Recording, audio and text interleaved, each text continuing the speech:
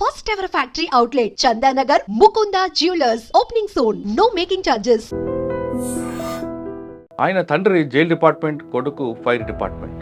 ఆయన వృత్తి అగ్నిమాపక శాఖ, ప్రవృత్తి పాటల పాడటం.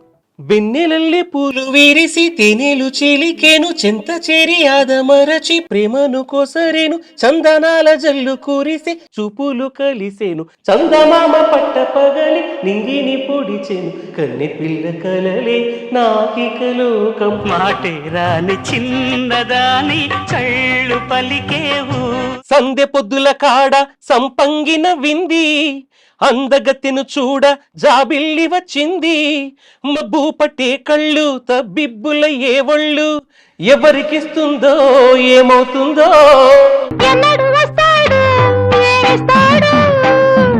ఈ ప్రొఫెషన్ ని, ఈ పర్సనల్ ఎలా మేనేజ్ చేస్తున్నారు? సింగర్ గా ఉండేవాడిని అండి before entering to this department. పనిచేసిన డిపార్ట్మెంట్ మీద ప్రజలకు అవగాహన కల్పించి ఒక పాట కూడా రాశారు. చేసే పనిపై మనసు పెట్టరా సోదరా, అగ్ని ప్రమాదం జరగకుండా చూడరా. నాకు ఇష్టమైన సింగర్ బాలసుబ్రహ్మణ్యం గారు, ఎస్పి జానకి గారు, చిత్ర గారు, మ్యూజిక్ డైరెక్టర్ ఇళయరాజా గారు. ముగ్గురు కాంబినేషన్ లో పాట పాడంటే చరణాలు ఎన్ని ఉన్నా పల్లె ఒకటే కదా. పాటలు పాడాలని ఎందుకు వచ్చింది ఆలోచన మీకు? డిగ్రీ చదివేటప్పుడు నేను ఎన్సీసీ పార్టిసిపేట్ చేశాను. పోస్టింగ్ లో మీకు వచ్చిన ఛాలెంజ్ డ్యూటీ రిపోర్ట్ చేసిన వెంటనే ఒక 2 వీక్స్కే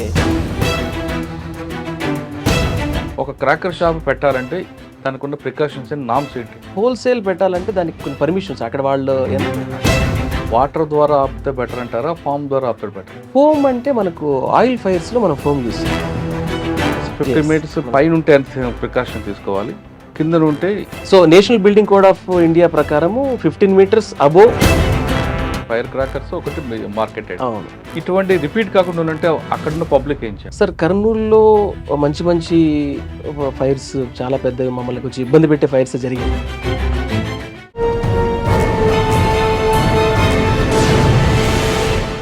వెల్కమ్ టు క్రైమ్ డైరీస్. ఈ వారం మన గెస్ట్ 2018 ఫైర్ డిపార్ట్మెంట్ ఆఫీసర్, పేరు అవినాష్ జయసింహ, డిఎఫ్ఓ, కర్నూలు, ఆంధ్రప్రదేశ్.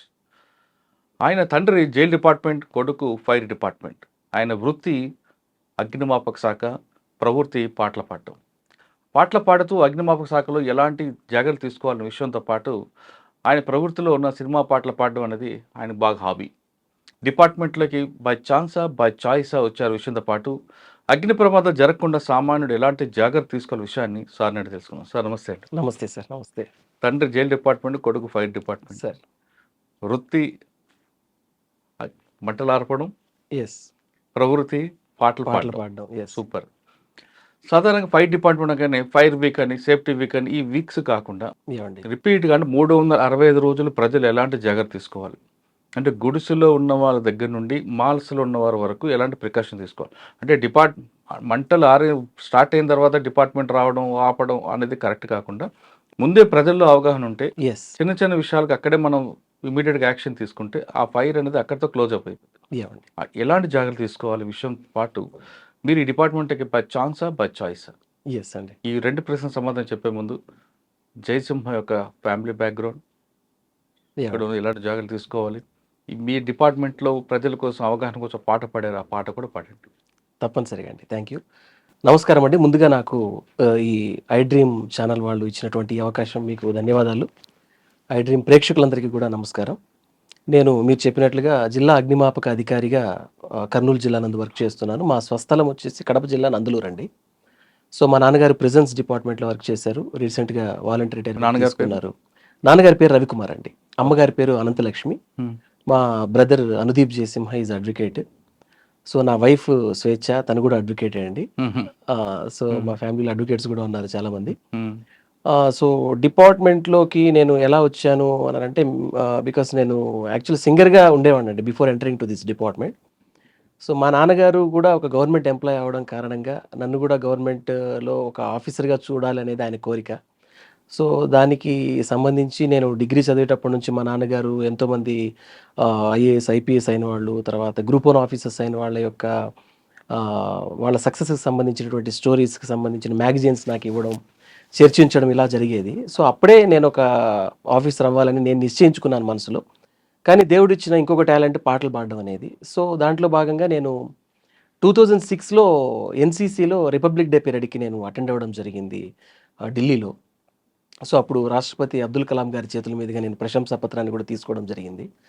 సో ఇక్కడ స్టేట్‌లో సీఎం మెడల్ కూడా తీసుకున్నాను యాజ్ ఎ సింగర్‌గా. సో దాని తర్వాత కొన్ని రియాలిటీ షోస్‌లో నేను పార్టిసిపేట్ చేయడము, మా జెమినీ టీవీ, మా టీవీ, ఈటీవీ వాటిల్లో కూడా ఫైనలిస్ట్‌గా రావడము. నేను ఎన్నో out of countries America, Dubai, Kuwait లాంటి దేశాల్లో కూడా నేను పాటల ప్రోగ్రామ్స్ ఇవ్వడం ఇవన్నీ జరిగాయి.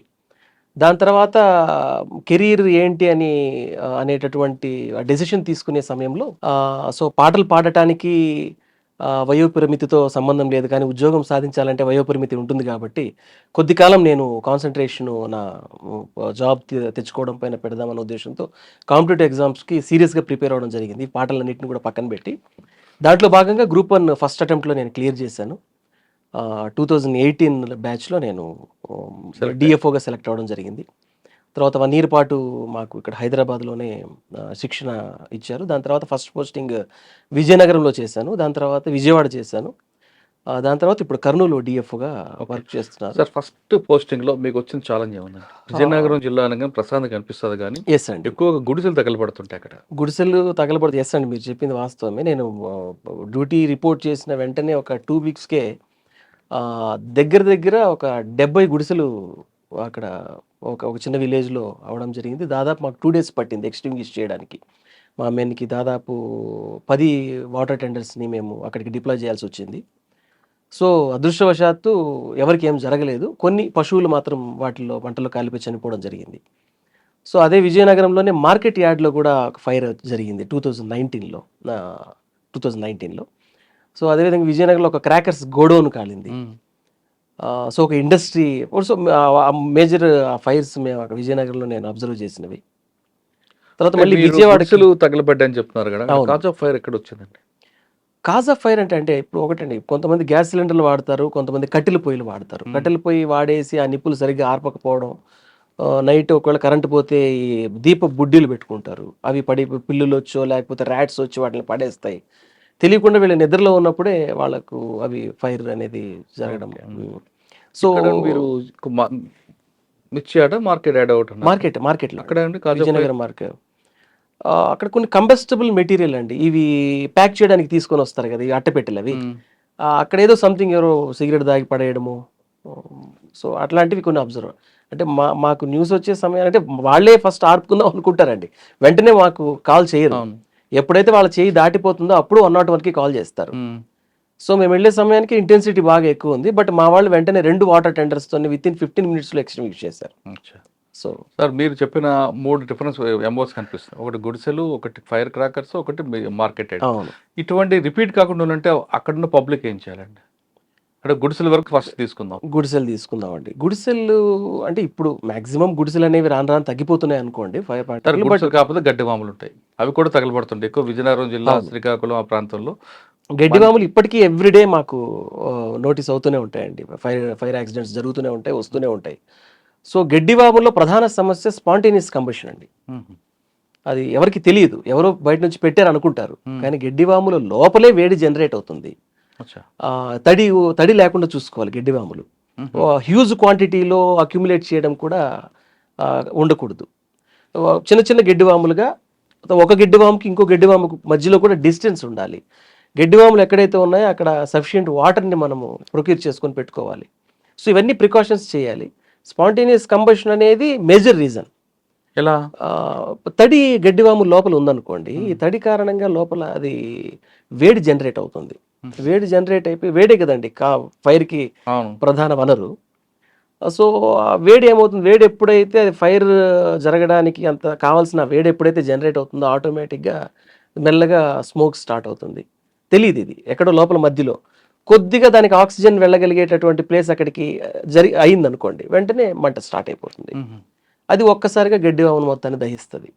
తర్వాత ఈ విలేజెస్, ఈ ఫార్మర్స్ కూడా సిగరెట్లు తాగడం, గడ్డివాముల దగ్గర పడేయడం, లేకపోతే వీళ్ళు ఒక చోట పడేసినవి వీళ్ళు క్లీన్ చేసేటప్పుడు ఊడుస్తూ ఉంటారు కదా, అవి ఎగిరి వచ్చి గడ్డివాముల దగ్గర పడడం.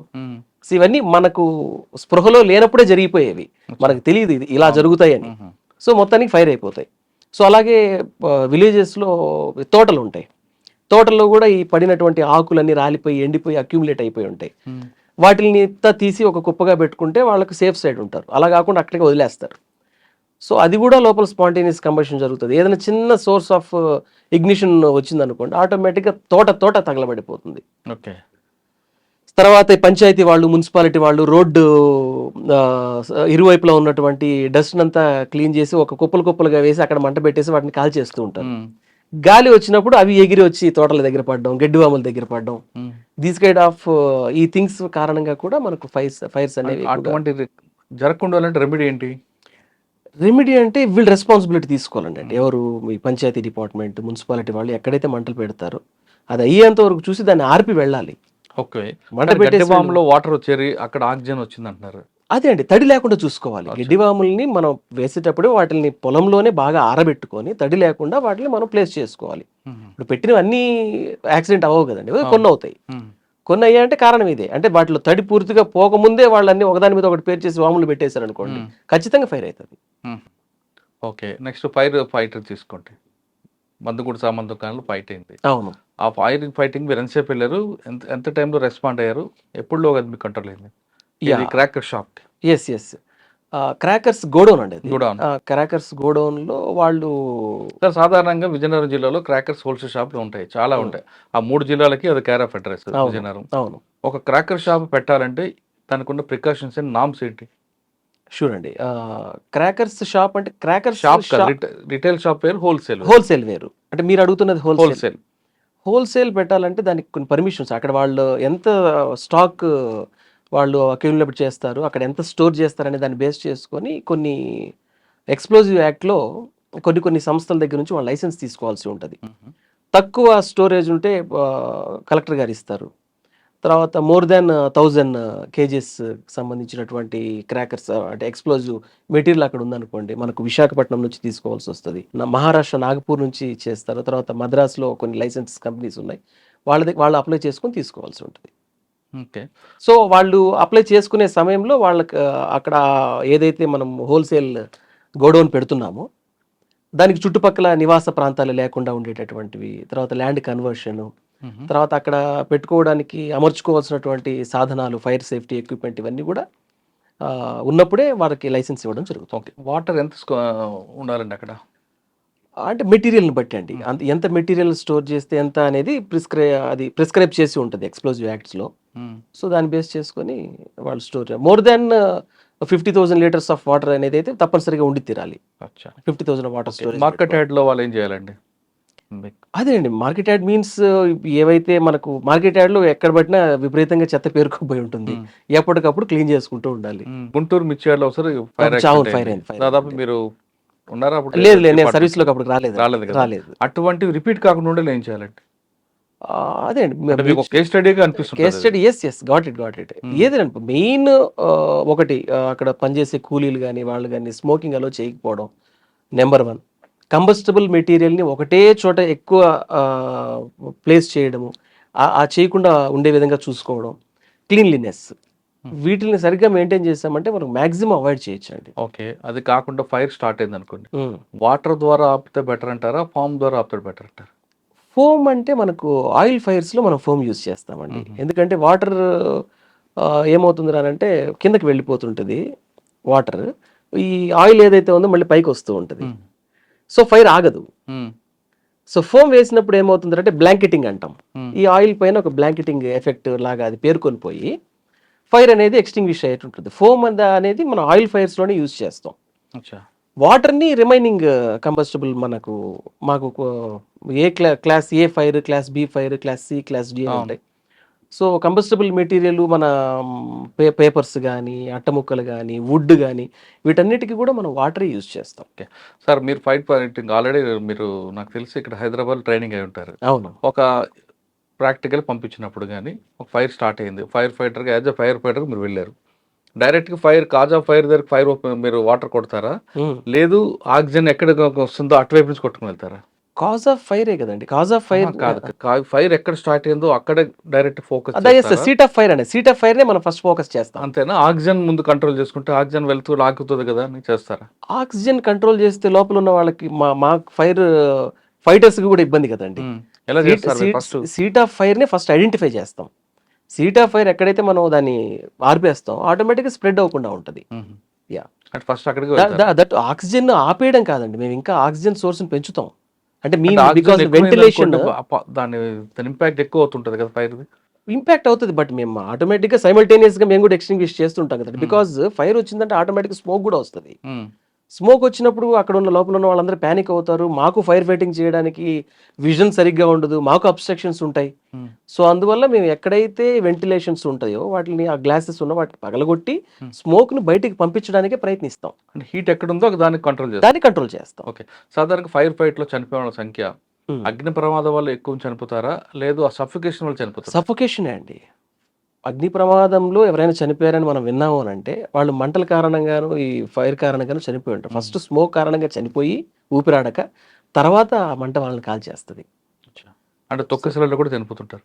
తొక్కిసలాట అది ఒక ఎక్కువ క్రౌడ్ ఉన్నప్పుడు ఆటోమేటిక్గా స్టాంపెడ్ కూడా జరుగుతుంది. సో మేజర్ ఇప్పుడు మనం గుజరాత్లో జరిగినటువంటి కోచింగ్ సెంటర్లో ఫైర్ స్మోక్, మీరు అది యూట్యూబ్లో కూడా వీడియోస్ ఉన్నాయి. ఆ స్మోక్ ఇంటెన్సిటీ కూడా అంతే కదా, పైనుంచి దూకేశారు. అవును, పైనుంచి దూకి చనిపోయిన వాళ్ళు ఎక్కువ ఉన్నారు ఫైర్ కన్నా కూడా. కరెక్ట్. సో ఆ ఊపిరి ఆడక ఒకసారి ప్యానిక్ అయిపోతారండి. అలాగే శ్రీశైలంలో కూడా హైడ్రో పవర్ ప్లాంట్ లోపల స్మోక్ వచ్చేసి చనిపోయారు. వాళ్ళు బయటికి రావడానికి మొత్తం అంతా పవర్ ఆఫ్ అయిపోయింది, వాళ్ళకి రూట్ తెలియలేదు, స్మోక్ అంతా విపరీతంగా వచ్చేసింది. దాదాపు 12 మంది దాకా చనిపోయారు. అక్కడే కాదు, ప్రమాదాలు ఎక్కడ జరిగినా ముందు ఈ తోపులాట్లోనే ఎక్కువగా స్టాంపెడ్స్ అది ఎక్కువ మంది క్రౌడ్ ఉన్నప్పుడు ఆటోమేటిక్ మహాకుంభమేళ గానీ. అవునండి. మా కుంభమేళలో రీసెంట్ గా విజయనగరం ఎంతకాలం చూసారండి? విజయనగర్ లో 7 months చేశానండి. 7 months తర్వాత మళ్ళీ వెంటనే విజయవాడకు వచ్చేసాను. ఎక్కడ విజయవాడలో? విజయవాడ డిస్ట్రిక్ట్ ఫైర్ ఆఫీసర్ గా చేశాను. కృష్ణా డిస్ట్రిక్ట్ చేశాను. అక్కడే ఉందండి మీకు మెమరబుల్? అక్కడ కూడా వచ్చి రాగానే పెద్ద ఫైర్స్ అండి. అక్కడ బ్రిటానియా గోడౌన్ తగలబడిపోయింది. దగ్గర 20 ఫైర్ ఇంజన్లు మేము ఒక 2 రోజులు కష్టపడి ఆర్పాల్సి వచ్చింది. Britannia godown. మళ్ళీ నేను రాకముందు డిమార్ట్ సంథింగ్ మీరు ఉన్నారు కదా వెళ్ళి. బ్రిటానియా అది మీకు ఎన్ని గంటలకు వచ్చింది కాల్? మీరు ఎంతసేపులో రీచ్ అయ్యారు? వెళ్ళగానే సీన్ ఎలా ఉంది చెప్పండి, ఎంత టైం పట్టిందండి? ఎస్, బ్రిటానియా గోడౌన్ అరౌండ్ మధ్యాహ్నం 3 గంటలకి మాకు కాల్ వచ్చిందండి. మా నియర్ బై ఫైర్ స్టేషన్ దగ్గర నుంచి అక్కడికి వెళ్ళే సమయానికి ఒక 20 minutes పట్టింది మా ఫైర్ ఇంజిన్. వెళ్ళగానే ఇంటెన్సిటీ వెంటనే మేము ఆఫీసర్స్ అందరికీ, మా డీజీ గారికి, డిఎఫ్ఎస్ గారికి, అడిషనల్ డైరెక్టర్స్కి, ఆర్ఎఫ్ఓస్కి అందరికీ కూడా ఇన్ఫర్మేషన్ ఇవ్వడం జరిగింది. మేమందరం ఆఫీసర్స్ అంతా మ్యాక్సిమం 1 hourలో అక్కడ చేరుకున్నాం. మా వాటర్ టెండర్స్ మాత్రము 15-20 minutesలో అక్కడికి వెళ్ళిపోయాయి. ఇంకా వన్ బై వన్ వెహికల్స్ అన్నీ కూడా రావడము, Uyyuru vehicle, Autonagar vehicle, head quarters vehicles, దాదాపు 20 వాటర్ టెండర్స్ వర్క్ చేసాయి. మొత్తం ఎంటైర్ గోడౌన్ అంతా కాలిపోయింది. సో దాని తర్వాత నేను మళ్ళీ Andhra Pradesh state disaster management authority, APSDME అంటారు, అందులో డిపిఎం డిస్ట్రిక్ట్ ప్రాజెక్ట్ మేనేజర్గా ఒక 1.5 year వర్క్ చేశానండి డెప్యుటేషన్ పైన. దాని తర్వాత మళ్ళీ రీసెంట్గా డిస్ట్రిక్ట్స్ బైఫర్కేట్ అయినప్పుడు 2022లో అంటే జిల్లాలన్నింటినీ మళ్ళీ బైఫర్కేట్ చేశారు కదండి, దాంట్లో భాగంగా కర్నూలు డిఎఫ్ఓగా అపాయింట్ అయ్యాను. మళ్ళీ 22 నుంచి కర్నూలు డిఎఫ్ఓ ఉన్నారు. 2022 ఏప్రిల్ నుంచి ఉన్నాను. ఓకే సార్, డిజాస్టర్ మేనేజ్మెంట్ అది పెద్ద సబ్జెక్ట్. అవునండి. మీరు ఫైర్ ఫైటింగ్ కానీ దాంట్లోనే ఎక్కువగా ఇంట్రెస్ట్ కనిపిస్తుంది మీకు. అందులో బాగా గుర్తుండిపోయిన సంగతి చెప్పండి, మీకు మెమరబుల్ ఉంటుంది. ఎందుకంటే అందులో ఆ సబ్జెక్ట్కి ఇది అంత తేడా లేదు, ఎక్కడికి వెళ్ళినా దానికి ఒక ఓషన్లా కనిపిస్తుంటుంది. అవును, డిజాస్టర్లు ఓకే. అదృష్టవశాత్తు నేను వచ్చిన తర్వాత నుంచి పెద్ద డిజాస్టర్స్ అయితే ఏం రాలేదండి. బట్ నేను రాకముందు హుదూదు, తిత్లీ ఇవన్నీ కూడా మనకందరికీ బాగా తెలిసినటువంటి సైక్లోన్స్ ఎఫెక్ట్. నేను డిపిఎంగా డిస్ట్రిక్ట్ ప్రాజెక్ట్ మేనేజర్గా ఏపీఎస్డిఎంఏలో వర్క్ చేస్తున్నప్పుడు కర్నూలులో మనకు నివార్ సైక్లోన్ అనే ఒకటి వచ్చింది, గులాబ్ సైక్లోన్ అని. ఆ ఇంటెన్సిటీ ఎక్కువగా లేకపోయినప్పుడు కర్నూలు జిల్లాకు మాత్రం కొన్ని ఏరియాస్లో ఇనండేషన్ జరగడము, అంటే ఇంట్లోకి వాటర్ రావడము, ఎక్కువ రైన్ఫాల్ అనేది నమోదవడం. అలాంటి సమయాల్లో మేము ఆ పర్టికులర్ ప్లేసెస్ ఏవైతే నియర్ బై రివర్ బేసిన్కి పక్కనే ఉన్నటువంటి ఆ విలేజెస్కి అన్నిటికి వెళ్ళి వాళ్ళందరినీ అక్కడ నుంచి సేఫ్టీ ప్లేసెస్కి తీసుకురావడం. సో అక్కడ ఆపద మిత్ర వాలంటీర్స్ కూడా కొంతమంది మా వాళ్ళు మేము ట్రైనింగ్ ఇస్తుంటామండి సివిల్ డిఫెన్సెస్లో.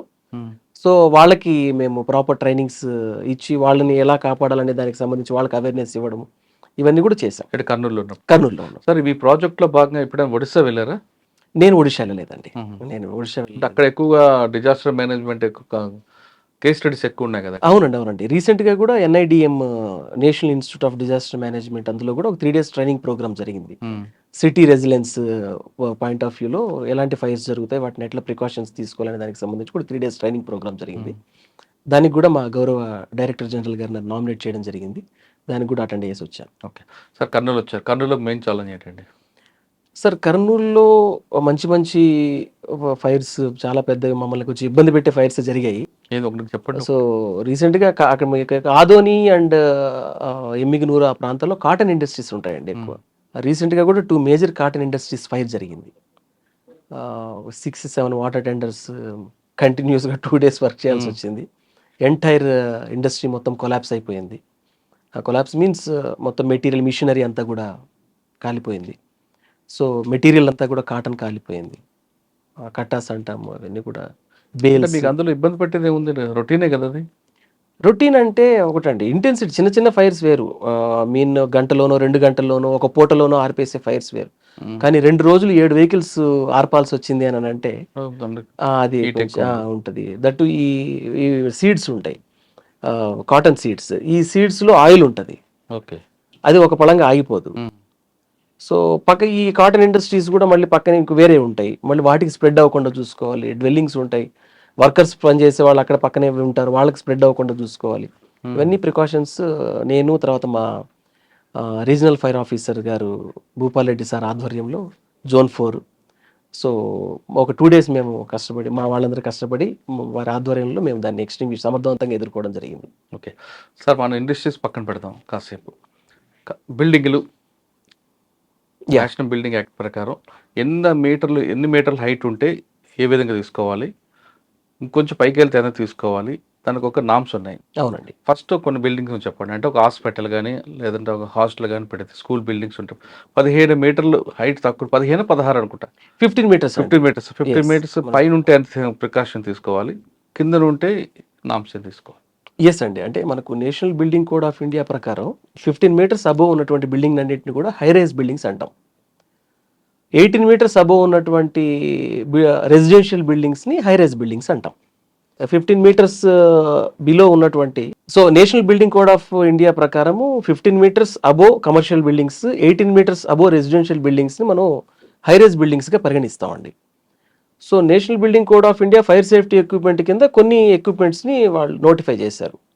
అవి ఏంటి, మనకు వెట్రైజర్ అని, డౌన్ కమర్ అని, స్ప్రింక్లర్స్ అని, తర్వాత ఫైర్ ఎక్స్టింగ్విషర్స్, తర్వాత కొన్ని రకాల పంప్స్, తర్వాత water storage tanks, automatic detection and alarm systems, ఇవన్నీ కూడా నోటిఫై చేసింది. అక్కడ ఉన్న, ఇప్పుడు ఫర్ ఎగ్జాంపుల్ హాస్పిటల్స్ తీసుకున్నాం, హాస్పిటల్స్లో బెడ్డెడా నాన్ బెడ్డెడా, అసెంబ్లీ బిల్డింగ్స్ ఉన్నాయి, అక్కడ ఎంతమంది సీటింగ్ కెపాసిటీ ఉంటుంది, దాన్ని బేస్ చేసుకొని మనకు Part 4లో నేషనల్ బిల్డింగ్ కోడ్ ఆఫ్ ఇండియాలో కొన్ని రకాల అగ్నిమాపక సాధనాల గురించి చెప్పింది. సో ఎవరైతే కన్స్ట్రక్షన్స్ చేస్తున్నారో వాళ్ళు దాన్ని ప్రామాణికంగా తీసుకొని వాళ్ళ సేఫ్టీలో భాగంగా పెట్టుకుంటారు. దాన్ని బేస్ చేసుకొని మా గౌరవ డైరెక్టర్ జనరల్ గారు వారికి నిరభ్యంతర పత్రాలను ఇవ్వడం జరుగుతుంది. అంటే 15 మీటర్ల లోబడి వాళ్ళు కూడా ఎన్ఓసి తీసుకోవాల్సిందా మీ దగ్గర? తీసుకోవాలండి. డిపార్ట్మెంట్ నేను చెప్పింది మీకు హైరేజ్ బిల్డింగ్స్ గురించి మాత్రమే. కానీ మాకు యాక్ట్లో ఏముందంటే 6 meters అబోవ్ లేదా 500 square meters ఏరియా ఎక్సీడ్ అయిందంటే వాళ్ళ దగ్గర ఎన్ఓసి కింద వాళ్ళు తీసుకోవాల్సి వస్తుంది. కర్నూలులోనే బట్ కొన్ని క్లినిక్స్ కానీ వాటికి కానీ ఎగ్జామ్షన్ ఇచ్చారండి. ఇప్పుడు డెంటల్ హాస్పిటల్స్ ఉన్నాయి. కానీ కర్నూలులో కొన్ని బిల్డింగ్లు చూస్తుంటే వెంకటరమణ కాలనీ లాంటి కాలనీలు తీసుకుంటే మీరు ఫైటర్ కూడా రౌండ్ తిరగడానికి కూడా లేదు కదండి. అక్కడ ప్లింత్ ఏరియాలు ఉండవు, సెట్ బ్యాక్ ఉండదు. మరి మీరు ఎలా ఎన్ఓసి ఇస్తారు? ఇది యాక్చువల్లీ ఎన్ఓసి ఇచ్చేది డీజీ గారు. సో దీని గురించి నేను మాట్లాడుతాను. సార్ బిల్డింగ్ తీసుకున్నాం, మీరు చెప్తున్నట్లుగా నేను కర్నూలు టాపిక్ జనరల్గా మాట్లాడుతున్నా. 15 మీటర్లు పైబడే బిల్డింగ్స్ ఏవైనా ఇప్పుడు చాలా 16, 15, 20, 40 అంతస్తులు వస్తున్నాయి. కాబట్టి మీ డీజీ గారు కూడా ఒక ప్లాన్ తీసుకొచ్చారు. ఎక్కువ వేస్టేజ్ కాకుండా వాళ్ళందరూ కూడా ఒక ఫైర్ గా స్టార్ట్ జరిగిందంటే ఆక్సిజన్ ఫ్రీగా తీసుకురావడానికి జోన్ అని, 2 ఫ్లోర్, 2nd floor కో 3rd floor కో ఒక కామన్ ఏరియా ఇవ్వాలని పిల్లల్ని తీసుకొచ్చారు. అవునండి, అవును. ఒకసారి దాని గురించి చెప్పండి.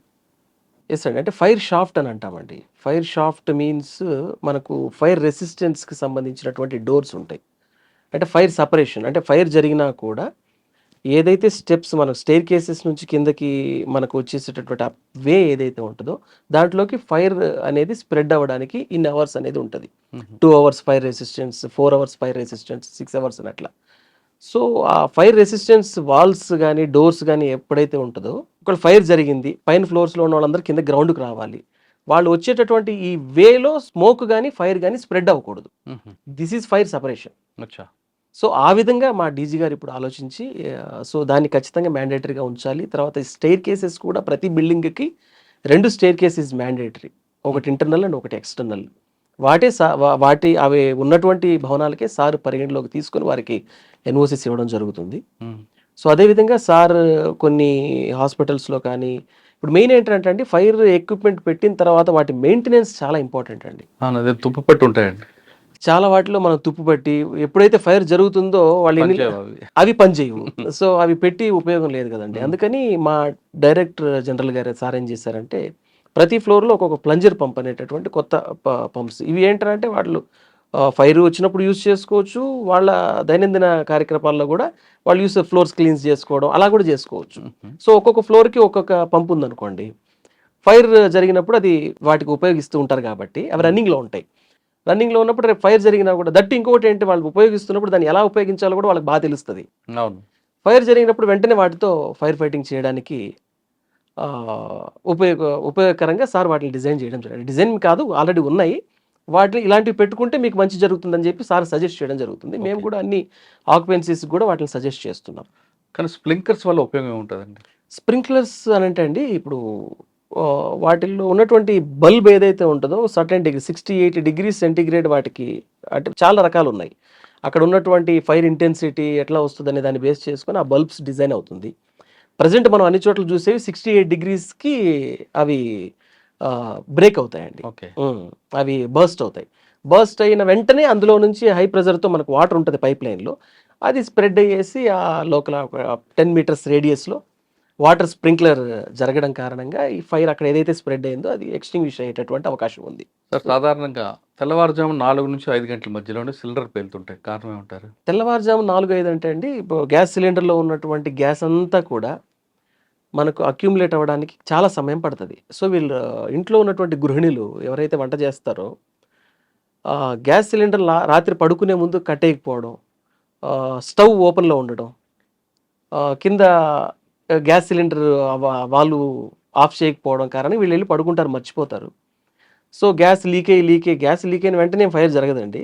అది మొత్తం బరువు మన నార్మల్ ఎయిర్ కన్నా కూడా అది బరువు ఎక్కువగా ఉంటుంది కారణంగా మొత్తం గ్రౌండ్కి వెళ్ళేసి అక్యూములేట్ అయిపోయి ఒక స్థాయి వరకు వస్తుంది. వీళ్ళు మార్నింగ్ 5కో 6కో లేచిన వెంటనే స్విచ్ చేస్తారు, వంట రూమ్లోకి వెళ్ళి వేసిన వెంటనే ఆటోమేటిక్గా స్పార్క్ జనరేట్ అవుతుంది, ఫైర్ వచ్చేస్తుంది. గ్యాస్ సిలిండర్ ఎప్పుడు పేలదు. గ్యాస్ సిలిండర్లో ఉన్న గ్యాస్ బయటికి వచ్చి అక్యూములేట్ అవ్వడం వల్ల ఒక్కసారిగా దానికి ఇగ్నిషన్ సోర్స్ ఎప్పుడైతే అట్రాక్ట్ అవుతుందో ఆటోమేటిక్గా ఫైర్ అనేది జరుగుతుంది. దాన్ని మనం బ్లాస్ట్, సిలిండర్ పేలింది అని అంటాం. అవును సార్. అటువంటి సంఘటన జరిగినప్పుడు ఫస్ట్ ఏం చేయాలి మనం? అంటే గ్యాస్ సిలిండర్ ఆఫ్ చేయాలా? అలా అక్యూములేట్ అయినప్పుడు మనకు వెంటనే యాక్చువల్లీ గ్యాస్ సిలిండర్లో ఉన్నటువంటి ఒక పదార్థం కారణంగా మనకు స్మెల్ అనేది వస్తుందండి.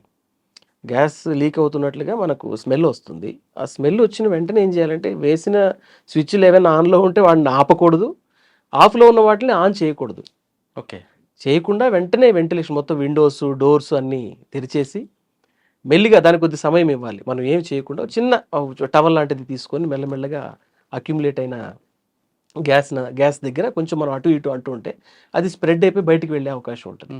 అప్పుడు గ్యాస్ మొబైల్స్ మనం యూజ్ చేయడం కానీ ఇవన్నీ ఏవి కూడా ఆ ప్లేసెస్ చేయకుండా, ఆన్ కానీ ఆఫ్ కానీ చేయకూడదు. కరెంట్ ఆఫ్లో ఉన్న వాటిని ఆన్ చేయకూడదు, ఆన్లో ఉన్న వాటిని ఆఫ్ చేయకూడదు. వెళ్ళి గ్యాస్ సిలిండర్ బంద్ చేయమంటారు. బంద్ చేయాలి. ఒకవేళ మీటర్ దగ్గర ఎక్కువ జరుగుతుంటాయండి. అవునండి. ఫైర్ యాక్సిడెంట్ ఏ మీటర్ అండి? అపార్ట్మెంట్ మీటర్లు ఉంటాయి కదా, షార్ట్ సర్క్యూట్. అప్పుడు దాన్ని ఏం చేయాలి, ఎలా మనం ఐడెంటిఫై చేయాలి, దాన్ని ఎలా కంట్రోల్ చేయాలి? షార్ట్ సర్క్యూట్స్ మీటర్ దగ్గర అంటే మెయింటెనెన్స్ సరిగ్గా లేకపోవడమే అండి.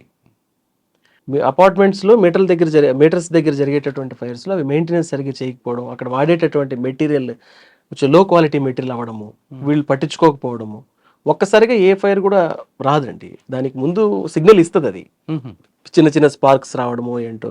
ఇప్పుడు మనం ట్రాన్స్ఫార్మర్ దగ్గర కూడా గమనిస్తుంటాం. ఈ రోజు ట్రాన్స్ఫార్మర్ పేలిందంటే అది ఈ రోజు వచ్చింది కాదు, నిన్న మొన్ననో చిన్న చిన్న స్పార్క్స్ వస్తూ ఉంటాయి. మనం నీట్గా గమనిస్తే వార్నింగ్ ఇస్తుంటుంది. వార్నింగ్ ఇస్తుంది. ఇచ్చినప్పుడు వెంటనే మనం ఒక ఎక్స్పర్ట్స్ని పిలిపించి దాన్ని ఓవరాలింగ్ చేయించుకోవడము, దాన్ని ఒకసారి మెయింటైన్ చేయించుకోవడం కారణంగా వాటిని అవాయిడ్ చేయొచ్చు. కానీ మనం పూర్తిగా ముదిరిపోయే వరకు మనం మనం పట్టించుకోము. దాని కారణంగా కొన్ని అన్నది అనర్థాలు జరుగుతూ ఉంటాయి. ఓకే. పనిచేసిన డిపార్ట్మెంట్ మీద ప్రజలకు అవగాహన కల్పించి ఒక పాట రాశారు మీరు. అవునండి. ఆ పాట ఒకసారి. షూర్. అది మా డీజీ గారి చేతుల మీదుగానే మేము లాంచ్ చేయడం జరిగిందండి డిపార్ట్మెంట్. ఇప్పుడు యూట్యూబ్లో కూడా ఉంది. నేను మధుప్రియ కలిసి పాడే మా సాంగ్. చేసే పనిపై మనసు పెట్టరా సోదరా, అగ్ని ప్రమాదం జరగకుండా చూడరా, ఆదమరచి నువ్వు ఉన్నావంటే చెల్లెలా, నిప్పు ఆట మొదలవుతుంది గమనించవా, అగ్ని ప్రమాదం జరిగిందని ఆందోళన చెందకురా, అగ్ని ప్రమాదం జరిగిందని ఆందోళన చెందకురా, 101కి ఫోను చెయ్యరా, నువ్వు 101కి ఫోను చెయ్యరా, చేసే పనిపై మనసు పెట్టరా సోదరా, అగ్ని ప్రమాదం జరగకుండా చూడరా. Thank you sir. సార్ ఇంకా మనం ప్రవృత్తికి వద్దాం సార్. పాటలు పాడాలని ఎందుకు వచ్చింది ఆలోచన మీకు? సార్ సినిమా పాటల మీద ఎక్కువ ఉందా, లేదంటే సంగీతం మీద అభిమానంతో? లేదు సార్, నేను చిన్నప్పుడు స్కూల్లో ఉన్నప్పుడు కాంపిటీషన్స్ అవి పెట్టేవారు. నాకు తెలియకుండానే వెళ్ళి పాడేవాడిని, ప్రైజ్లు వచ్చేవి. సో అప్పుడు అర్థమైంది నేను పాటలు పాడగలను అని. సో అట్లా కాంపిటీషన్స్లో పార్టిసిపేట్ చేయడము. మా నాన్నగారు అమ్మగారు వారు కూడా సింగర్స్ అవ్వడం, వారు ప్రోగ్రామ్స్ చేస్తూ, సో వాళ్ళే నాకు ప్రథమ గురువులు. సో వాళ్ళ దగ్గర నుంచి నేర్చుకున్న పాటలు. మీరు పాడుతున్న పాట చూస్తుంటే ఏదో టైం పాస్ పాడినట్టు కనిపించలేదు, ఏదో సాధన దానికోసం ప్రత్యేకంగా కనిపిస్తుంది. అవును సార్. అంటే మా డిగ్రీ చదివేటప్పుడు నేను ఎన్సీసీ పార్టిసిపేట్ చేశానండి. ఎన్సీసీలో నేను ఢిల్లీకి దాకా వెళ్ళాను. సాంగ్స్లో నాకు అక్కడ స్టేట్ సీఎం మెడల్ వచ్చింది, అంటే స్టేట్లో నేను ఫస్ట్ ప్రైజ్ వచ్చింది ఎన్సీసీలో. అలాగే దాన్ని బేస్ చేసుకుని నేను డైరెక్ట్గా ఢిల్లీకి సెలెక్ట్ చేశారు. ఢిల్లీకి వెళ్ళాను. అక్కడ రాష్ట్రపతి దగ్గర నుంచి గారి దగ్గర నుంచి ప్రశంసా పత్రాన్ని పొందాను. డాక్టర్ ఏపీజే అబ్దుల్ కలాం గారి చేతుల మీదుగా నేను ప్రశంసా పత్రాన్ని తీసుకోవడం జరిగింది. సో అక్కడ పిఎంస్ ర్యాలీలో అక్కడ త్రివిధ దళాధిపతులు జనరల్ జేజే సింగ్ గారు ఉన్నారు, అప్పుడు general air chief marshal SP Tyagi గారు, అడ్మిరల్ అరుణ్ ప్రకాష్ గారు, వారి ఆతిథ్యాన్ని మాకిచ్చి మా క్యాడెట్స్గా వాళ్ళ ఇంటికి ఇన్వైట్ చేసి మాకు వాళ్ళ ఆతిథ్యం ఇవ్వడం జరిగింది. సో రాష్ట్రపతి భవన్లో ఒక రోజంతా గడపడం జరిగింది. ఇవన్నీ మెమరబుల్ మూమెంట్స్. ఇవన్నీ కూడా సంగీతంలో భాగంగానే నాకు అవకాశాలు వచ్చాయి. నేను బాగా పాటలు పాడుతున్నానని. సో మాకు కొన్ని కల్చరల్ ఈవెంట్స్ ఉంటాయి ఎన్సీసీలో, దాంట్లో నన్ను సెలెక్ట్ చేసి ఢిల్లీ దాకా తీసుకెళ్లారు. అక్కడ కూడా మంచి పేరు వచ్చింది. సో వెంటనే రియాలిటీ షోస్లోకి ఆడిషన్స్ జరుగుతూ ఉంటే అక్కడికి ఫస్ట్ జెమినీ టీవీ వారు నిర్వహించినటువంటి జడ్జిగా వందేమాతర శ్రీనివాస్ గారు, ఆంధ్ర సూపర్ స్టార్ అని, అందులో ఫస్ట్ పార్టిసిపేట్ చేశాను. అందులో కూడా ఫైనల్స్కి వచ్చాను. దాని తర్వాత సై సింగర్స్ ఛాలెంజ్ అనేసి సై జోడీ నెంబర్ 1 ఈటీవీ వారు నిర్వహించారు, అందులో ఫైనలిస్ట్ని. దాని తర్వాత మళ్ళీ మా టీవీ ఐడియా సూపర్ సింగర్ దాంట్లో ఫస్ట్ సిరీస్లో అక్కడికి వెళ్ళడం, మళ్ళీ ఒక థర్డ్ సిరీస్లో అవకాశం రావడం, థర్డ్ సిరీస్లో భాగంగా ఫైనల్స్ అమెరికాలో నిర్వహించడం తానా మహాసభల్లో భాగంగా. సో ఫైనలిస్ట్గా నేను అక్కడికి వెళ్ళడం, స్టేజ్ పైన బాలుగారి ఎదురుగా పాటలు పాడడం, ఎంతోమంది మేధావులు ఎదురుగా. సో ఇవన్నీ నాకు సంగీతంలో భాగంగానే దొరికిన అవకాశాలు. సో పాడగలిగేటటువంటి దేవుడిచ్చిన టాలెంట్కి ఈ మధ్యలో నేను ఏవైతే ఈవెంట్స్లో పాల్గొన్నానో అక్కడ కొంచెం అనుభవం అనేది నాకు యాడ్ అయింది. అంటే అక్కడ ఈ సంగీతానికి సంబంధించినటువంటి నిష్ణాతులు, నా ఫ్రెండ్స్ వాళ్ళందరితో సాహచర్యం, సంగీతం అంటే ఏంటి, స్వతహాగా సంగీతం చిన్నప్పుడు నేర్చుకోకపోయినప్పటికీ కూడా వీళ్ళందరి సాహచర్యంతో కొంచెం తెలిసింది. దాని తర్వాత మళ్ళీ వెస్ట్రన్ మ్యూజిక్ కొద్ది కాలం పాటు నేను తెలుసుకోవడం, నేర్చుకోవడం జరిగిందండి. అంటే మీ ప్రయాణంలో బాగా గుర్తుండిపోయిన మంచి పాట చెప్పండి, ఒక పాట పాడండి. సాధారణంగా బాలసుబ్రహ్మణ్యం గారికి అందరూ లైక్ చేస్తారు. అవును అవును. అది కూడా చిరంజీవి గారి పాటలే అనుకుంటారు. అవును. మీకు బాగా ఇష్టమైన యాక్టర్? నాకు ఇష్టమైన యాక్టర్ అండి, సింగర్ బాలసుబ్రహ్మణ్యం గారు. నాకు ఇష్టమైన సింగర్ బాలసుబ్రహ్మణ్యం గారు, ఎస్పి జానకి గారు, చిత్ర గారు, మ్యూజిక్ డైరెక్టర్ ఇళయరాజా గారు. అబ్బో. ఇష్టమైన యాక్టర్ నాకు రాజేంద్ర ప్రసాద్ గారు అండి. ముగ్గురు కాంబినేషన్లో పాట పాడంటే రాజేంద్ర ప్రసాద్ గారు, బాలసుబ్రహ్మణ్యం గారు, ఇళయరాజా గారు. యా. చరణాలు ఎన్ని ఉన్నా పల్లవొకటే కదా, కిరణాలు ఎన్ని ఉన్నా వెలుగొక్కటే కదా, శతకోటి భావాలకు పలుకు ఒక్కటే కదా, సరిగమలు మారుతున్నా మధురిమలు మారునా, మధురమే సుధాగానం, అవును. మనకిదే మరో ప్రాణం, మదిలో మోహన గీతం, మిదిలే తొలి సంగీతం, మధురమే సుధాగానం. Thank you Brindavanam. Sir. Yes, but ఈ సాంగ్ మ్యూజిక్ డైరెక్టర్ గారు మాధవపెద్ది సురేష్ గారు అండి. ఉమ్.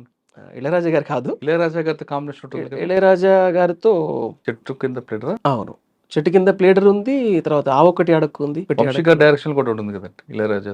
ఈ చైత్ర వీణ ఝుమ్ ఝుమ్మని ఒంపుల వైఖరి సొంపుల వాకిలి అది ఉంది. ఆ రెండు పాడండి చాలండి. ఈ చైత్ర వీణ పాడిన ఈ ప్రేమించి పిల్లాడు కూడా ఉంది కదండి. ప్రేమించి పిల్లల్లోని పాట. ఆ గోపమ్మ చేతుల్లో గోరు ముద్దు. విడిపోలేని విరితి వెలలో ఉరులే మరులై పోతుంటే హోయ్, ఎడబాటేది ఎదలోతులలో అది మేవలపే పుడుతుంటే, తనువు తనువు తరువు తరువై పుప్పొడి ముద్దే పెడుతుంటే, పూలే గంధం పూస్తుంటే హోయ్, తొలిగా నా చెలితో కౌగిలిలో సాగే ప్రేమారాధన. ఈ చైత్ర వీణ ఝుమ్ ఝుమ్మని, ఈ చైత్ర వీణ ఝుమ్ ఝుమ్మని, హృదగా నా ఎదలో తుమ్మెదలా చేసే ప్రేమాలాపన, హృదగా నా ఎదలో తుమ్మెదలా చేసే ప్రేమాలాపన. ఇంకో పాట చెప్తాన్నారు, పాడుతున్నారు మీరు. ఎక్కడి ఎక్కడి ఎక్కడి ఎక్కడి ఎక్కడి ఎక్కడి ఎక్కడ దాక్కున్నావే లక్కును తెచ్చే చుక్క, ఎక్కువ చిక్కులు పెట్టక చిక్కవే చప్పున చక్కగా టక్కుల టక్కరి పెట్ట నిన్ను పట్టేదెట్ట, మచ్చున్న భామ కనులకు కనరావా ఉన్నాను, ఎక్కడి ఎక్కడి ఎక్కడి ఎక్కడి ఎక్కడి ఎక్కడి ఎక్కడ దాక్కున్నావే లక్కును తెచ్చే చుక్క, ఎక్కువ చిక్కులు పెట్టక చిక్కవే చప్పున చక్కగా టక్కుల టక్కరి పెట్ట నిన్ను పట్టేదెట్ట, మచ్చున్న భామ కనులకు కనరావా ఉన్నాను రావా, నలు చెరగుల తిరుగుదు మరి, ఎక్కడి ఎక్కడి ఎక్కడి ఎక్కడి ఎక్కడి ఎక్కడి ఎక్కడ దాక్కున్నావే లక్కును తెచ్చే చుక్క, ఎక్కువ చిక్కులు పెట్టక చిక్కవే చొప్పున చక్కగా టక్కుల టక్కరి పెట్ట నిన్ను పట్టేదెట్ట, ఆకారం చూస్తే సరిపోదంట ఒకటే గురుతు తెలిసేదెట్ట, ఆకారం చూస్తే సరిపోదంట ఒకటే గురుతు తెలిసేదెట్ట, ఈ మందలో ఏ సుందరు తీయాలిలే కూపి, ఈ మందలో ఏ సుందరు తీయాలి కూపి, గుట్టుమట్టు చేసి పుట్టు మచ్చను చూసి టక్కున పట్టేయాలి నక్కను తొక్కేయాలి పొరబడి పరులకు దొరకగా, ఎక్కడి ఎక్కడి ఎక్కడి ఎక్కడి ఎక్కడి ఎక్కడి ఎక్కడ దాక్కున్నావే లక్కును తెచ్చే చుక్క, ఎక్కువ చిక్కులు పెట్టక చిక్కవ చప్పున చక్కగా టక్కుల టక్కరి పెట్ట నిన్ను పట్టేదెట్ట ఎట్ట. సార్ మీ ప్రొఫెషన్ని ఈ పర్సనల్ ఎలా మేనేజ్ చేస్తున్నారు? రెండు మీకు ప్రాక్టీసే important. అండి, రోజు దైనందిన చర్యల్లో భాగంగా. అందులో మీరు చేస్తున్న జాబ్ అనేది ఆషామాషిగా 24/7 జాబ్ ఇది. ఎస్ ఎస్, మీకు ప్రాణం ఇది అవును. సంగీతం. ఈ రెండు క్లబ్ కాకుండా ఈ రెండిటికి డిస్టర్బ్ లేకుండా ఎలా చేస్తున్నారు? అంటే ప్రతిరోజు పాడుకుంటూ ఉండడమే అంటే అంటే నాకు ఒక రకంగా డ్యూటీలో ఉన్న స్ట్రెస్ అంతా కూడా ఈ పాటల కారణంగా కూడా నేను కొంచెం యాక్టివ్గా ఉండటానికి, ఆ స్ట్రెస్ అవునా? ఫీల్ స్ట్రెస్ అంటే ఫ్రీ ఎక్కడ అవ్వడానికి. తగలబడుతుందంటే పాట పాడుకుంటూ వెళ్ళిపోతారు హాయిగా? అట్లా కాదండి. ఆ, సో రిమైనింగ్ ఉంటాయి కదండి, మార్నింగ్ ఆఫీస్ అవర్స్ ఉంటాయి, 24/7 డ్యూటీ అయినప్పటికీ కూడాను. సో తీరిక వేళల్లో ఇంటికి వెళ్ళినప్పుడు అట్లా కొంచెం ప్రాక్టీస్ చేసుకోవడం. ఎక్కడ డిస్టర్బెన్స్ రాదు, రెండు క్లబ్ చేయరు. క్లబ్ ఏం లేదండి. దానివల్ల ఇంకా నేను ఎఫెక్టబుల్‌గానే జాబ్ చేయగలుగుతున్నాను. అంటే మీ జోష్‌కి ఇదే కారణం అంటారు పాటలే. యెస్ అండి. దట్టు మా డిపార్ట్మెంట్‌లో గూడా అందరు ఆఫీసర్స్ సపోర్ట్ గూడా ఉందండి. ఒక ఒక సంగీత కళాకారుడిగా నా మీద గూడా వాళ్ళకి మంచి ఇంప్రెషన్ ఉంది. హ్మ్. సో, వారు గూడా నన్ను ఎంకరేజ్ చేస్తారు. ఓకే. సార్ ఫైనల్‌గా చెప్పండి. ఈ డిపార్ట్మెంట్‌కి వచ్చే వాళ్ళకి మీరు ఇచ్చే మెసేజ్ ఏంటి? సార్ ఎన్నో జన్మల అదృష్టం ఉంటే తప్ప మా డిపార్ట్మెంట్‌లో జాబ్ రావడం కష్టమండి. ఎందుకంటే సర్వీస్ చేసేటప్పుడు ఒక ఫైర్ జరిగినప్పుడు మేము వాళ్ళని రెస్క్యూ చేయడంలో, వాళ్ళని ప్రాణాలు, వాళ్ళ ఆస్తిని కాపాడటంలో ఉన్న ఆనందం ఎవరికీ రాదండి. బికాజ్ ఫైర్ జరుగుతున్నప్పుడు ఒక రెసిడెన్షియల్ ఏరియాలో కానీ, ఇంకో వాళ్ళకి సంబంధించిన ప్రాపర్టీకి సంబంధించిన ఫైర్‌లో గానీ, సార్ ఇక్కడ ఉంది సార్, ఇక్కడ మాదుంది సార్ అని వాళ్ళు రిక్వెస్ట్ చేసుకుంటూ ఉన్నప్పుడు, మేము ప్రాణాలకు తెగించి మా ఫైర్ మెన్ వాళ్ళందరి సపోర్ట్‌తో డిపార్ట్మెంట్ నిజంగా ఉన్నత స్థాయికి వెళుతూ ఉంది. ప్రజలకు సేవ అందించేటటువంటి చాలా డిపార్ట్మెంట్స్ ఉన్నప్పటికీ కూడాను, మేము ప్రాణాలని అప్పటికప్పుడు కాపాడగలిగేటటువంటి ప్రాణాలను గానీ, ఆస్తిని గానీ, అప్పటికప్పుడు మేము రక్షించగలిగేటటువంటి అవకాశం మాకు ఈ డిపార్ట్మెంట్ ద్వారా దొరికిందండి. సో, చాలా రిక్రూట్‌మెంట్ జరుగుతూ ఉంటది. ఎంతోమంది దీన్ని చూస్ చేసుకొని దీంట్లోకొచ్చి సర్వీస్ ఇవ్వచ్చు. ప్రజల ప్రాణ, ఆస్తి నష్టాల నివారణలో వాళ్ళు గూడా పాల్గొనొచ్చు. సార్ ఫైర్ డిపార్ట్మెంట్ అనగానే ముందు ఫైర్ ఫైటర్స్. వాళ్ళ మీద మీ అభిప్రాయం ఏంటి? వారు లేనిదే మా డిపార్ట్మెంట్ లేదండి. బికాజ్ మేము ఆఫీసర్స్‌గా అడ్మినిస్ట్రేషన్ చూసుకుంటూ ఉంటాము. అలాగే పెద్ద ఫైర్స్ ఏమైనా జరిగినప్పుడు డైరెక్ట్‌గా మేము ఫిజికల్‌గా అక్కడికి వెళ్ళడం జరుగుతుంది. సో, ఎలాంటి చిన్న ఫైర్ వచ్చినా, పెద్ద ఫైర్ వచ్చినా మా సిబ్బంది వారు పడే కష్టం వర్ణనాతీతం. సో, ప్రాణ, ఆస్తి నష్ట నివారణలో ముందుగా మా ముందు ఉండి నడిపించేది మమ్మల్ని వారే. సో, వారందరికీ ఈ సందర్భంగా నా తరపు నుంచి, మా డిపార్ట్మెంట్ తరపు నుంచి వారికి ఒక సెల్యూట్ అండి.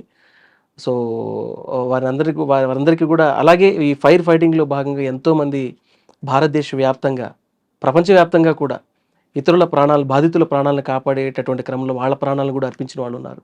వారికి కూడా ఈ సందర్భంగా నేను నా తరపు నుంచి నివాళులు అర్పిస్తున్నానండి. ఓకే. మా డిపార్ట్మెంట్‌లో firemens and leading firemens, driver operators, station fire officers, assistant district fire officers cadre wise ఉంటారండి. సో, మెన్ అనేవారు ఈ సిబ్బంది ఈ ప్రాణ, ఆస్తి నష్ట నివారణలో వాళ్ళ పాత్ర చాలా ప్రాముఖ్యంగా ఉంటుంది. వాళ్ళు లేకపోతే మీరు లేరు కదా! అంతే గదండీ! మెయిన్ ఫస్ట్ వెళ్ళి హ్మ్. అటెండ్ అయ్యేదే వాళ్ళు. రీసెంట్‌గా కాటన్ ఫైర్‌లో గూడా మేము వెళ్ళి ఒక 5 నిమిషాలు ఉండలేకపోయాం. ఆ స్మోక్‌కి. వెంటనే బయటకొచ్చి అక్కడి నుంచి డైరెక్షన్స్ ఇస్తున్నాం. కానీ మెన్ దగ్గర దగ్గర ఒక పూటంతా ఉన్నారు. కర్చీఫ్‌లు కట్టేసుకొని. ఇంకా కాటన్ పర్వాలేదు. మీరు ఎండుమిర్చి దీంట్లో తగలబడితే మీకప్పుడు అప్పుడు ఇంకా ఇబ్బందవుతుందండి. ఒక ఫైర్ జరిగితే మా వాళ్ళు ఆ ఫైర్‌కి అటెండ్ అయ్యి వచ్చిన తర్వాత కూడా వారు స్పిట్ చేసేటటువంటి దాంట్లో కూడా ఆ బ్లాకిష్‌నెస్ ఒక 24-48 అవర్స్ ఉంటదండి. అంటే దీన్ని బట్టి వాళ్ళు ఎంతగా ఎఫెక్ట్ అవుతారనేది ఒక ఫైర్‌లో. సో, నిజంగా రియల్ హీరోస్ ఎవరంటే మా ఫైర్‌మెన్సే అండి. సోగ కళ్ళ విరిసే సొగసే గోగు పూలు కురిసే రాగమైన పిలుపే తెలిపే మూగగుండె వలపే రెప్పచాటు చూపే నేడు రెక్కలొచ్చి ఎగసే నిన్న కన్న కలలే నేడు నిన్ను కోరి నిలిచే ఏలబిగువా ఏలుకొనవా ప్రేమ కథ వినవా అల్లి బిల్లి కలలా రానా అల్లుకున్న కథలా రానా అల్లి బిల్లి కలలా రావే అల్లుకున్న కథలా రావే మల్లెపూల చినుకై రావే పల్లవించు పలుకై రావే వేచే ఎదలో వెలుగై రావే అల్లి బిల్లి కలలా రావే అల్లుకున్న కథలా రావే ఇదొకటి.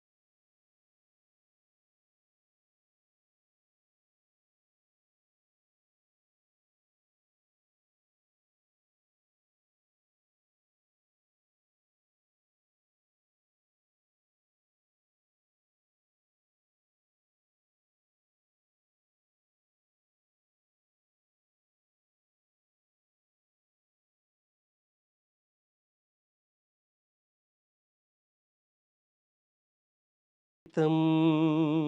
సార్ మీరు బాలసుబ్రహ్మణ్యం గారికి ఎక్కువ ఫ్యాన్ అంటున్నారు కదా, అవును. ఆయన బ్రీత్లెస్ సాంగ్ ఉంటుంది, పాడగలరా?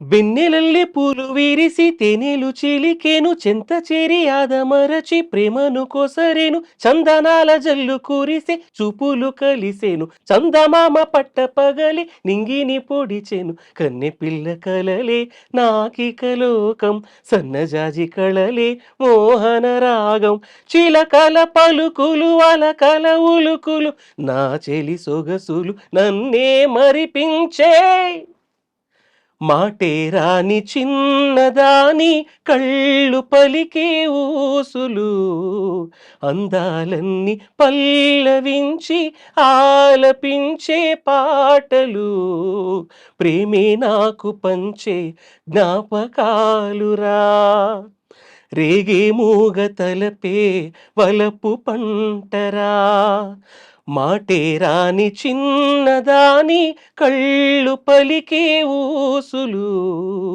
అందాలన్నీ పల్లవించి ఆలపించే పాటలు.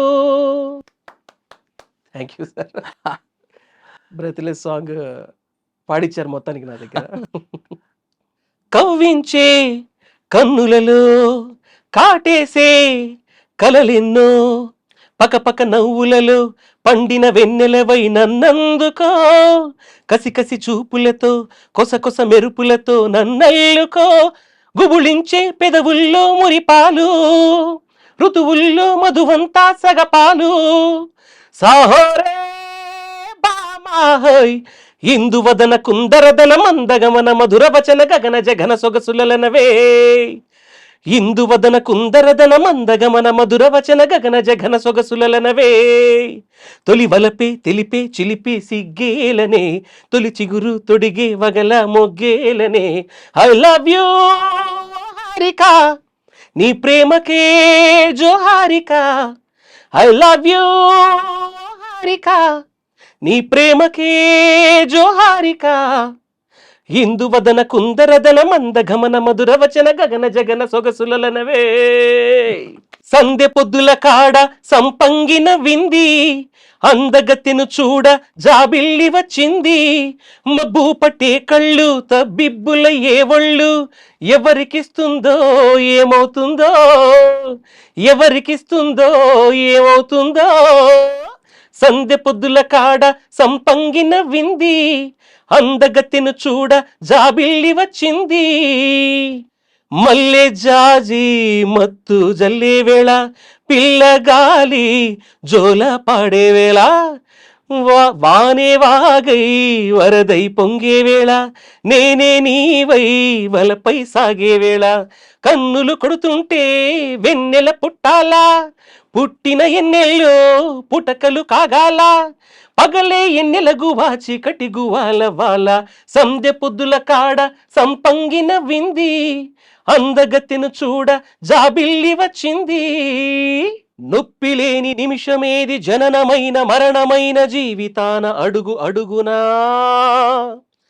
నీరసించి నిలిచిపోతే నిమిషమైన నీది కాదు బ్రతుకు అంటే నిత్య ఘర్షణ, దేహముంది ప్రాణముంది నెత్తురుంది సత్తు ఉంది ఇంతకన్న సైన్యముండునా, ఆశ నీకు అస్త్రమౌను శ్వాస నీకు శస్త్రమౌను, దీక్ష కన్న సారథెవరురా, నిరంతరం ప్రయత్నమున్నదా, నిరాశకే నిరాశ పుట్టదా, నిన్ను మించి శక్తి ఏది నీకే నువ్వు బాసటైతే,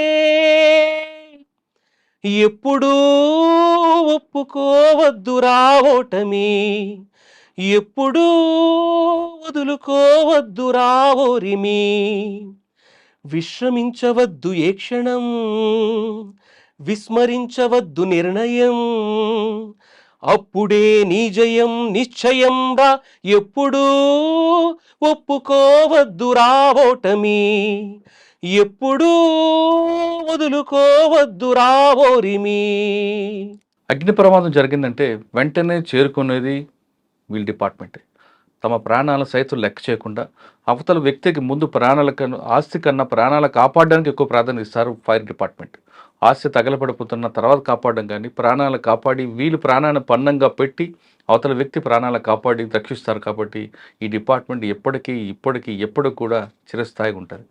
అగ్ని ప్రమాదం జరుగుతున్నప్పుడు ఫైర్ డిపార్ట్మెంట్ వచ్చిందంటే ఆ బాధితుల కళ్ళలో ఒక ఆనందం కనిపిస్తుంది. ఖచ్చితంగా మమ్మల్ని కాపాడతారు, మా ఆశలను కాపాడతారు. ఎస్. కానీ ఈ డిపార్ట్మెంట్ మాత్రం ముందు ప్రాణాలు కాపాడి తర్వాత ఆశలకు ప్రయారిటీ ఇస్తుంది. అక్కడ వాళ్ళ బాధితుల కళ్ళలో ఆనందం వాళ్ళకి చిరస్థాయిగా ఉండిపోతుంది. ఖచ్చితంగా ఫైర్ డిపార్ట్మెంట్ రండి. ఎవరైతే బాధితులు ఉన్నారో వాళ్ళందరి కళ్ళల్లో ఆనందం చూడాలంటే ఈ డిపార్ట్మెంట్ ది బెస్ట్ డిపార్ట్మెంట్ అంటున్నారు అవినాష్ జయసింహ్ గారు. ఇది అవినాష్ జయసింహ్ గారితో ఎక్సలెంట్ ఇంటర్వ్యూ. వచ్చే వారం మరో గెస్ట్తో మళ్ళీ కలుద్దాం. త్వరగా నమస్తే. థ్యాంక్ యూ అండి. Thank you very much. Thank you sir. మీ పాటలు పాడుతూనే ఉండాలి.